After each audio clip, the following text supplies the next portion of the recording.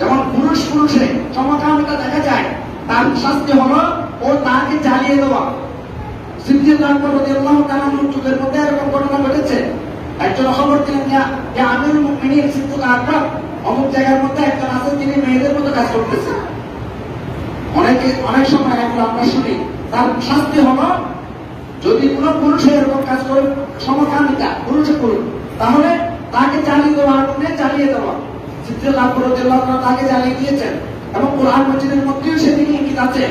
এগুলা আল্লাহ তাআলা নাযিল করেছেন একমাত্র দুনিয়ার নাজাত ঠিক থাকার জন্য। যালিকা তাহবিবুম মির রাব্বিকুম ওয়া রাহমা, এই নাসাতের মধ্যে তোমাদের আসানি সহজ এবং আল্লাহ তাআলার পক্ষ থেকে মেহেরবানি। দেখা যাচ্ছে আমি একজনকে হত্যা করলাম, তার পরিবর্তে আমাকে হত্যা করা হবে, এরকম যদি কেউ দেখে, কোন সন্ত্রাসী যদি দেখে হত্যার পরিবর্তে হত্যা, তাহলে কোন সন্ত্রাসী হত্যা করার জন্য আর এগিয়ে যাবে না, সে অগ্রসর হবে না, সাহস পাবে না। এই সমস্ত কোরআনি নাজাম, কোরআনি আইন আমাদের দেশে, আমাদের সমাজে নাই বিদায় এই সমাজের মধ্যে, আমাদের দেশের মধ্যে উশৃঙ্খলা বেশি। জেনার বিচার, যদি বিবাহিত হয় তাহলে তাকে হত্যা করা কিভাবে? পাথর মেরে মেরে হত্যা করা। আর যদি অবিবাহিত হয় তাহলে 100 টুকরা মারা। কিন্তু এখানে অনেক সত্য, এটা সাক্ষী প্রমাণের ভিত্তিতে হতে হবে। প্রমাণের ভিত্তি ছাড়া আপনি এমনি দেখছেন একজন ঘর থেকে বাইরে দিচ্ছে, একজন দুজন এক জায়গায় যেতেছে, না, এটা হবে না। পুরুষ 4জন পুরুষ হতে হবে, 4জন পুরুষ, এখানে মেয়ে হতে হবে না। অন্যান্য বিচারের মধ্যে দুইজন মেয়ে একজন পুরুষের সমতুল্য, কিন্তু এই জেনার ক্ষেত্রে, এই ব্যভিচারের ক্ষেত্রে কোন মেয়ে সাক্ষী দিলে হবে না। 10 জন মেয়ে যদি সাক্ষী দেয় তাহলে এটা দর্তব্য হবে না, 4জন পুরুষই লাগবে।